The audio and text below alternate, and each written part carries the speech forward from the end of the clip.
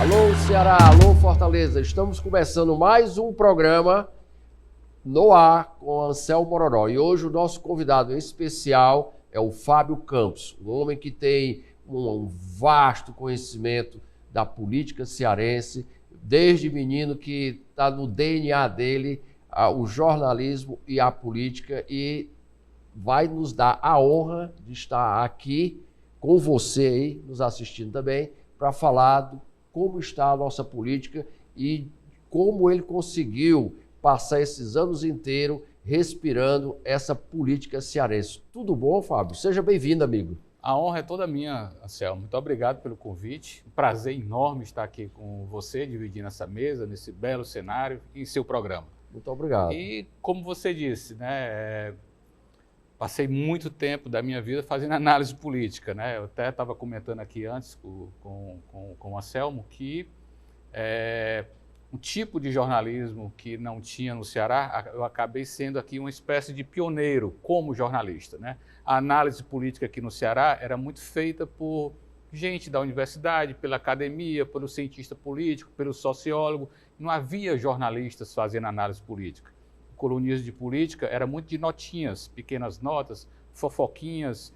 E lá no Jornal O Povo, pelos idos de 1996, que eu assumi a coluna política do jornal, né, eu comecei a fazer a análise política. E acabou pegando bem, Mororó, tanto que eu estou aqui com você. Rapaz, é um prazer, uma honra, mas de uma coisa, vamos só voltar o tempo aqui um pouquinho. Pois não. Antes era um jornal, não existia, você que está nos assistindo, não tinha internet, não tinha as redes sociais, Instagram, TikTok, Twitter, não existia. Era um jornal, era nas frasezinhas, né? Entre linhas, o jornalista Jornal impresso. dizia, jornal impresso, vendido nas bancas e nas esquinas, ou então no sinal de Fortaleza, né? O garotinho chegava lá para nos vender o jornal. A informação vinha nos sinais de trânsito da cidade, né? Você comprava o jornal, o equivalente a talvez R$1, sei lá, R$5 hoje um jornal. Bom, mas eu estava até na semana passada em um evento aqui no Ceará sobre novas tecnologias, sobre inteligência artificial, a maneira como a informação chega nas pessoas lá. Anselmo, comecei no Jornal Povo na década de 90, ainda nas máquinas de escrever ainda. Eu peguei exatamente a transição entre a máquina de escrever dentro da redação do jornal para o computador. Né? Legal. E hoje, boa parte dos jornalistas trabalha em casa, em seu próprio computador fazendo. Mas foi tudo passava pelo jornal. O impresso era o rei do jornalismo, o rei da informação. As televisões, as rádios, todas reproduziam o que o jornal dava. Né? Então, o jornalismo praticado nas redações dos jornais impressos, sempre foi a grande escola do jornalismo brasileiro, que forneceu muitos profissionais para o rádio e para as TVs.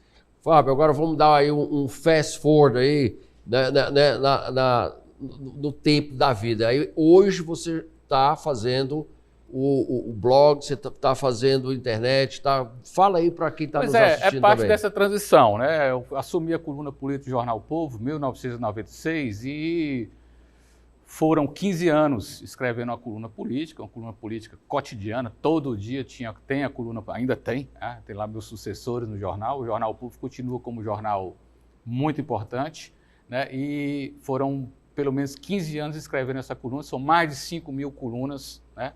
Antes eu já estava na editoria de política, fazendo jornalismo cotidiano de política, fazendo entrevistas, aquelas páginas azuis do Jornal O Povo, que eram 2 páginas de entrevista, e após, por livre e espontânea decisão, o que não é muito comum, né, eu pedi, ainda era o Demócrito Dumo, era o doutor Demócrito, um querido, que estava à frente do jornal, e eu pedi para deixar a coluna política, porque eu não acredito em lugares, em capitanias hereditárias no jornalismo. Só, olha, jornalismo é coisa para os mais jovens e essa oxigenação é muito importante que aconteça. Fui trabalhar em outros projetos no Jornal O Povo, a partir de 2014, se não me falha a memória, 2010, exatamente.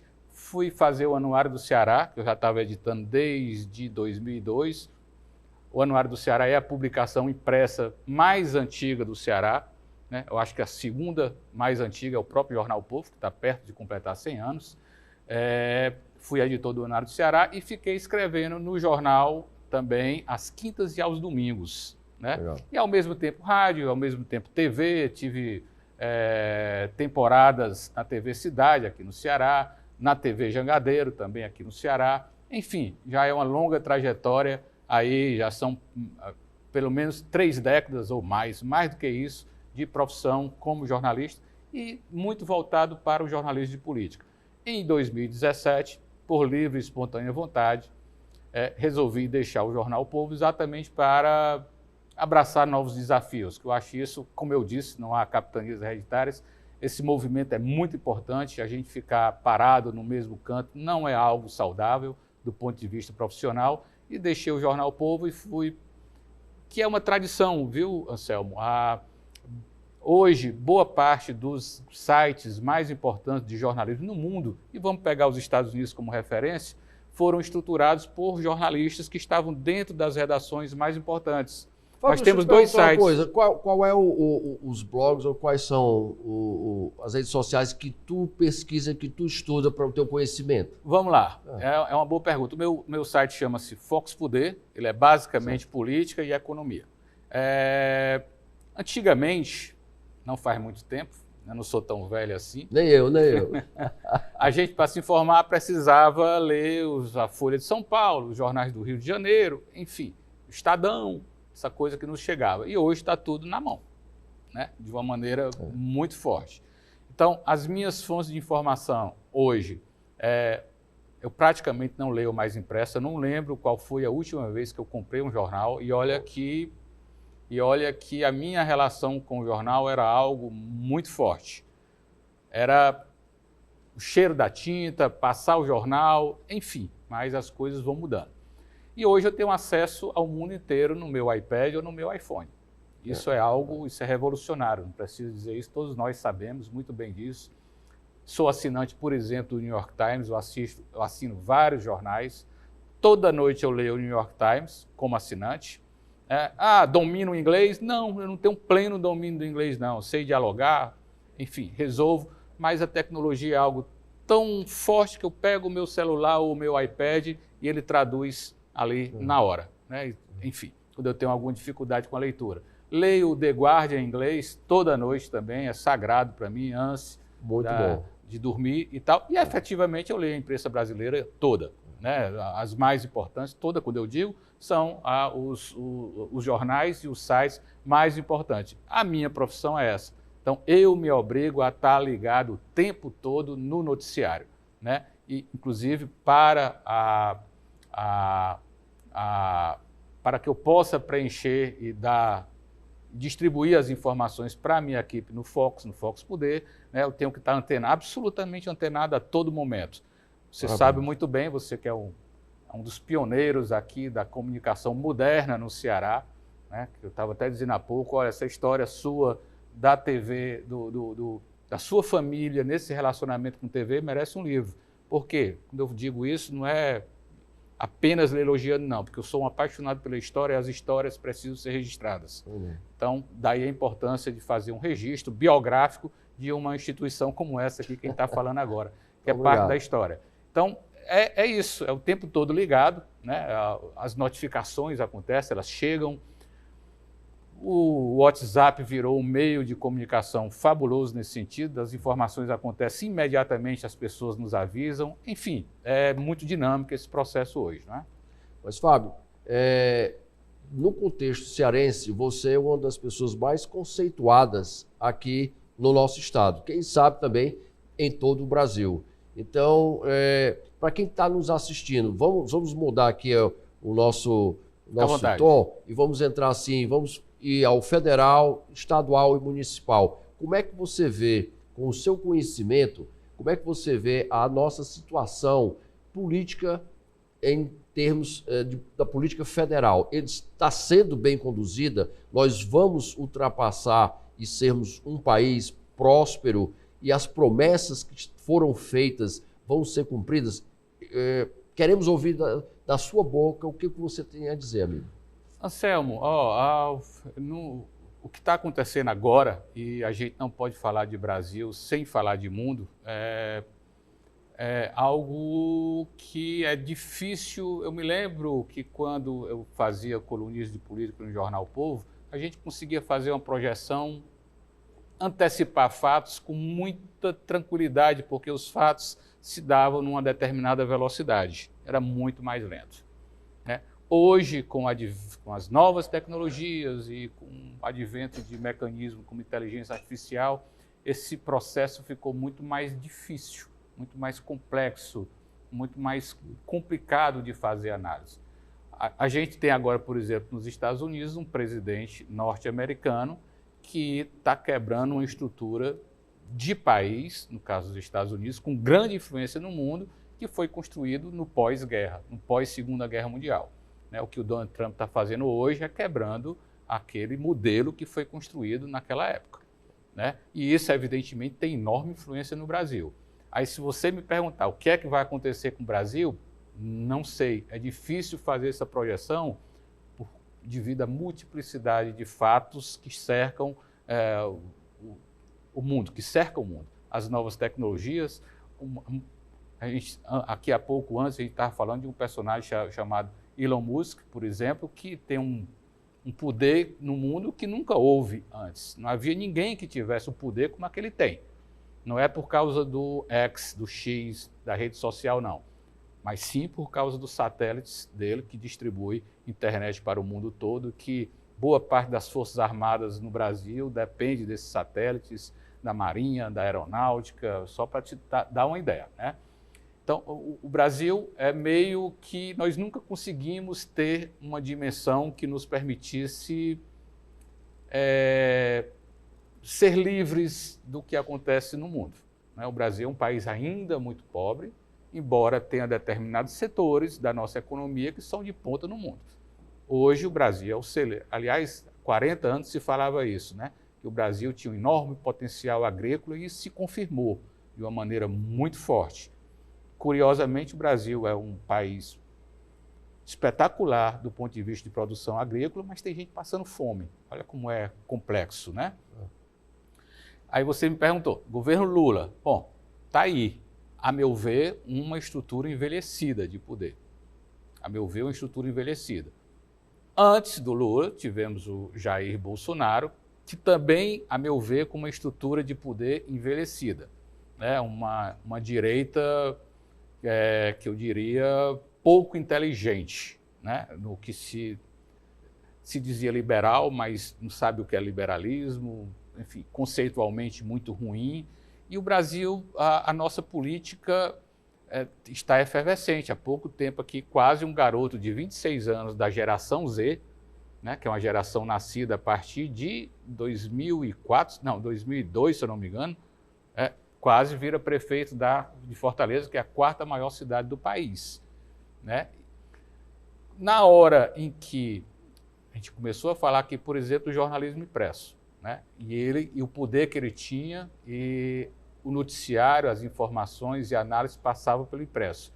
Hoje tem um negócio chamado internet, onde determinados políticos, a gente até brincava, né? O radialista de antigamente, tal, papapá, ele tinha ali um público, conseguia se eleger deputado. Era. Né? Muitos deles se elegeram. Na década de 50, Fortaleza teve um prefeito radialista. Depois foi para Brasília, era ali do grupo dos diários associados, né? E virava um deputado, tal, mas era rádio, né? Hoje é a internet. Eles não dependem mais dos meios de comunicação tradicionais. Então, a política está falando de uma maneira direta com o eleitor. E essa é uma mudança de difícil contornos para a gente classificar. E essa é a grande mudança do mundo, né? A política ainda está se ajustando a essa nova complexidade, que é o setor político, o poder político, não precisar mais, por exemplo, da mediação dos meios de comunicação tradicionais. Ele já fala de uma maneira direta com o público. Aconteceu nos Estados Unidos. Muitas das mudanças do mundo, por exemplo, o Brexit na Inglaterra, se deu por causa da influência da internet e das redes sociais. Não era mais o jornalismo tradicional, mediado por um profissional de comunicação com responsabilidades, né? para mim, essa é a grande mudança do mundo. Eu não sei se para melhor, tenho dúvidas quanto a isso. E não sei o que é que você pensa a respeito disso. Eu acho o seguinte, que o cenário que está aí, ele teria que ser bem mais, totalmente diferente, certo? Nós éramos para estar assim, na prosperidade do crescimento econômico, das modernizações de todos os órgãos governamentais, nós éramos para estar ricos, todos os brasileiros éramos para estar muito ricos, os preços dos alimentos eu te faço uma provocação, abaixo, então, por que não estamos? porque exatamente, porque as políticas feitas pelo o nosso Congresso, o nosso Senado, são políticas que atrofiam, massacra o empreendedor, o empresário, o empregado, a política trabalhista não ajuda, certo? Nós temos uma política de que o menor de idade não pode trabalhar. Eu fui menor de idade em um país onde eu trabalhava. Que o menor tem que estar estudando, certo? Mesmo, não? Não, as crianças, peraí, toda criança tem que estar estudando e eu sou a favor de que elas têm que estar estudando. Mas se uma criança tem um timbre, tem um talento para tocar um instrumento e se destacar naquilo ali, ou tem um timbre um talento para poder vender um produto, se fosse assim, os grandes bilionários do mundo, certo? Não teriam trabalhado na fase de adolescente. Se você for para o famoso Bill Gates e o Steve Jobs, eles começaram no fundo da garagem, certo? Trabalhando com computador e eram todos eles adolescentes.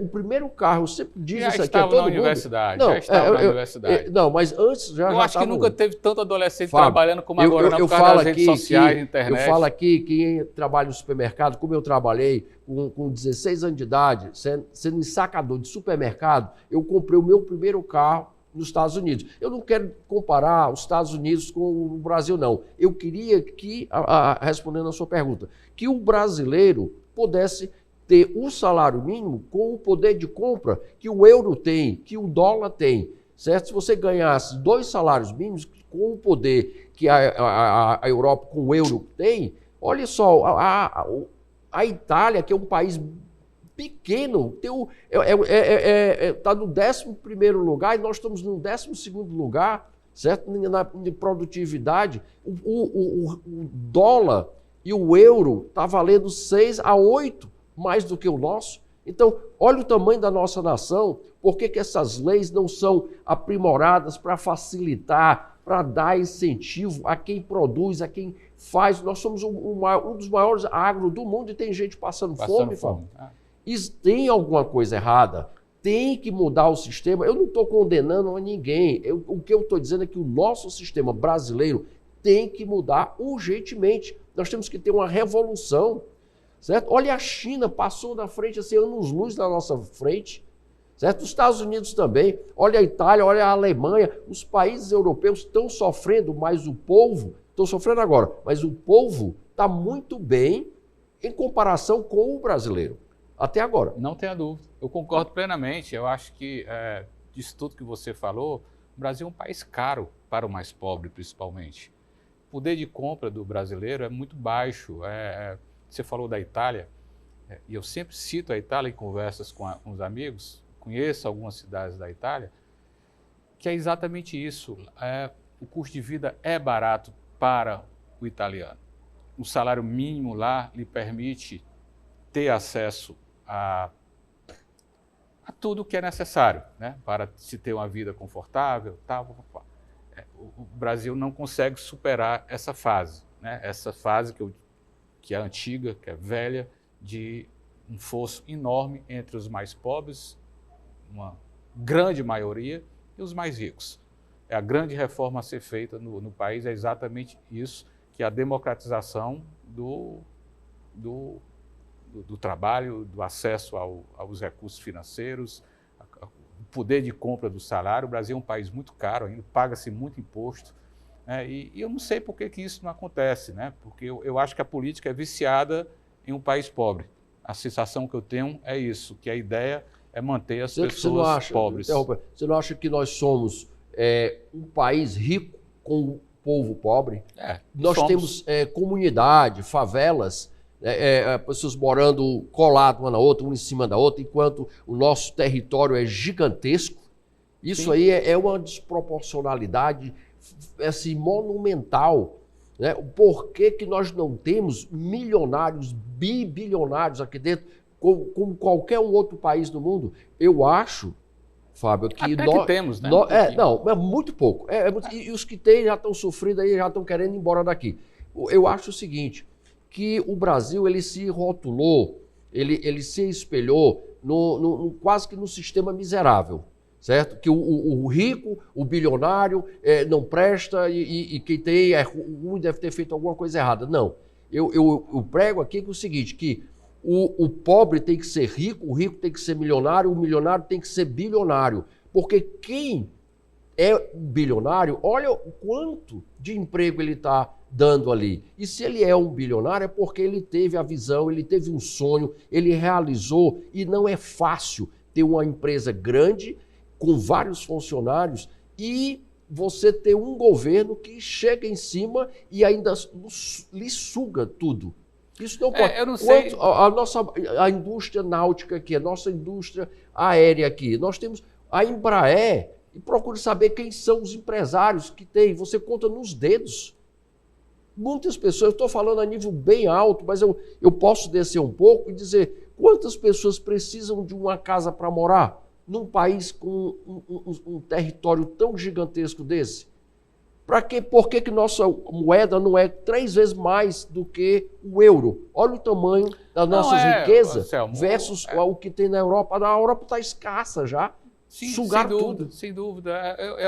Bom, aí eu não sou um cientista político, efetivamente, né? Mas eu acho que tudo passa pela formação do Brasil, a maneira como o Brasil se formou enquanto país, né? Diferenciado do resto do mundo. A gente teve um rei de Portugal morando aqui no Brasil durante bons tempos, né? Chegou em 1808, ficou até 1824, se eu não me engano. Diferenciado nesse sentido, né? Nós somos descobertos na mesma época dos Estados Unidos, praticamente. Por que lá as coisas aconteceram dessa maneira, da maneira que transformou os Estados Unidos em um país com a dimensão que tem hoje, com uma sociedade que tem hoje, forte, e por que o Brasil ficou atrasado? Por que o Brasil não conseguiu dar esses saltos? Né? Na minha infância, eu já ouvia que o Brasil é o país do futuro, o Brasil é o país do futuro. O futuro chegou, é hoje, é agora, e muitas coisas avançaram, mas fundamentalmente no que importa, de termos uma sociedade aí, igual no sentido do acesso a um ensino de qualidade. Você ainda, escola pública nossa ainda, que todo mundo sabe que a educação é um ponto central para quem quer desenvolver-se, nós temos ainda uma escola pública ainda muito deficiente, né? Com todos os avanços que teve aqui no Ceará, por exemplo, mas no Brasil não é. E a sensação que eu tenho, vou repetir esse termo que eu acabei de criar, é que a política está viciada nessa estrutura tão desigual do país. É como se ela dependesse disso. E qualquer mudança, a mudança dói, a mudança é difícil, a mudança tira pessoas do poder, muda toda uma geração que está no poder, né? E ela não ocorre. Se nós já pegarmos aqui, vamos lá, só pegar da ditadura militar para cá, tivemos os poder militar, os generais, basicamente o exército brasileiro, vem a democracia, pegamos ali José Sarney, um personagem ainda que era ligado ali ao sustentáculo civil da ditadura militar, Maranhão, que continua muito pobre, embora com todo o poder que a família Sarney tivesse lá, mas é o estado mais pobre da nação hoje. Depois disso, o país elegeu um intelectual de centro-esquerda chamado Fernando Henrique Cardoso. Depois de Fernando Henrique Cardoso, o Brasil elegeu um personagem oriundo do sindicalismo, né? Trabalhador, Luiz Inácio Lula da Silva, que até hoje, 2002 para cá, lá se vão 22 anos desde então, né, basicamente o PT no poder, com esse intervalo de Jair Bolsonaro. Olha como são múltiplos os personagens. Olha como o povo brasileiro fez diversas tentativas importantes, relevantes, com perfis diferentes, mas, para mim, a única coisa importante, ou melhor, o que mais importante que aconteceu no país desde o fim do governo militar foi um projeto econômico, um plano econômico chamado Plano Real, que deu uma estabilidade na moeda, né, que estabilidade na moeda é fundamental para qualquer país se desenvolver, e se você pegar aí pelo menos 30 anos que nós vivemos num sistema democrático, não aconteceu mais nada relevante que a gente possa citar. O que é que você citaria de importante que aconteceu no país para a mudança, Anselmo, nesses últimos 30 anos? Que refletisse mudança, que criasse a expectativa de um país moderno, de um país sem tantas pobrezas? Não decolou. Não decolou. Ele não conseguiu voar o voo que todas as outras nações conseguiram, certo?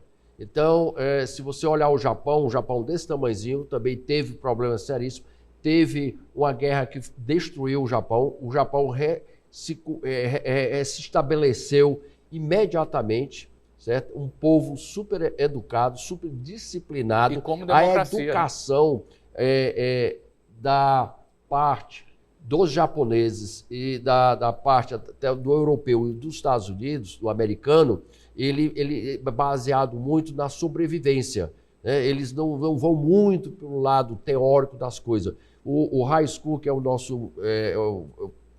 aqui chama-se o segundo grau, né? Segundo grau, né? Quando termina o high school... Ensino médio. Ensino médio.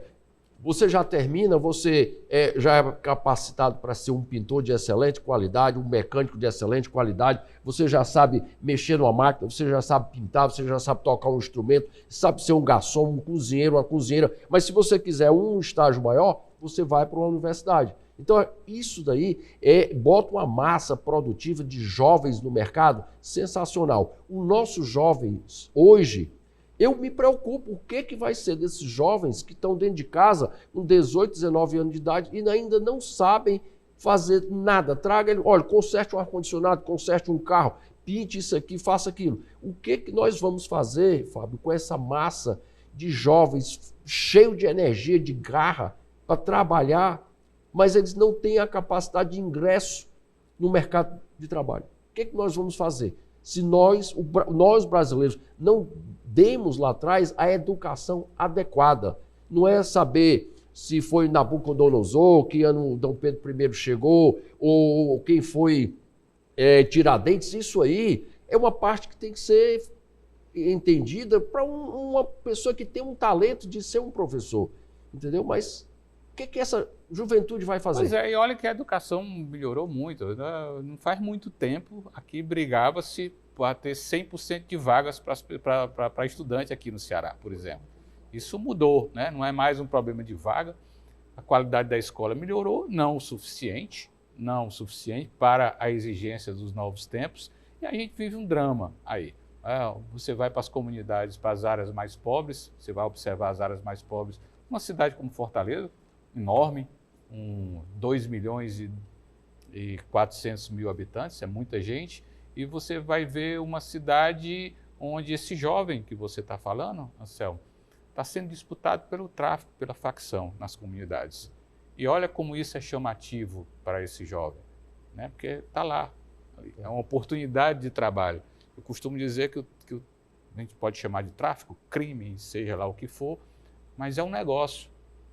E é um meio de vida para muitas pessoas, e um meio de vida atrativo, que gera empregos. Estou falando da maneira jocosa, mas é real. Gera empregos, né, nas comunidades, gera um controle ali, tem um controle sobre a vida das pessoas que o Estado, o setor público, o Estado eu não estou falando de governo, o Estado não consegue entrar, e só consegue entrar de uma maneira mais vistosa através da polícia, né? E isso gera aí problemas, a meu ver, que precisam ser resolvidos, né? Muito graves. E hoje, mais do que nunca, tratamos disso aqui há pouco, Anselmo, com um padrão novo de tecnologia que é a internet. Enquanto você estava falando aqui, por exemplo, que as crianças, os jovens, os adolescentes poderiam trabalhar, eu acho que nunca trabalharam tanto por causa da internet, ou tiveram essa possibilidade. Ela gera tal de influência, fazer vendas, enfim, acho que tem muita gente até ocupando esse espaço. Claro que não é da maneira que gostaríamos muitas vezes, né? Mas o Brasil vive um dilema, né? E nós um dilema ainda maior, porque você pega aqui o Ceará tem 2,2% da riqueza nacional. Então, uma população que talvez seja em torno de mais de 4% da população do Brasil está no Ceará e apenas 2,2% da riqueza é do Ceará. Então, é um drama isso aí, para a gente resolver. Fábio, nosso tempo está curto. Já? Gostaria que você deixasse suas considerações finais e agradecer ao nosso público que nos assiste. Bom, quando você me convidou aqui para essa conversa, disse que era um bate-papo e eu estava começando a ficar mais à vontade no bate-papo. Vamos criar outra oportunidade em breve para continuarmos a nossa conversa. Muito obrigado. Foi um prazer estar aqui pela primeira vez no ar, no Anselmo Mororó, aqui na TV Capital, né? E vamos estreitar essa relação, tenho certeza disso. E até breve. Muito obrigado, Anselmo. Obrigado, Fábio. Ei, você que fica, um forte abraço no coração. Tchau, Fortaleza. Tchau, Ceará.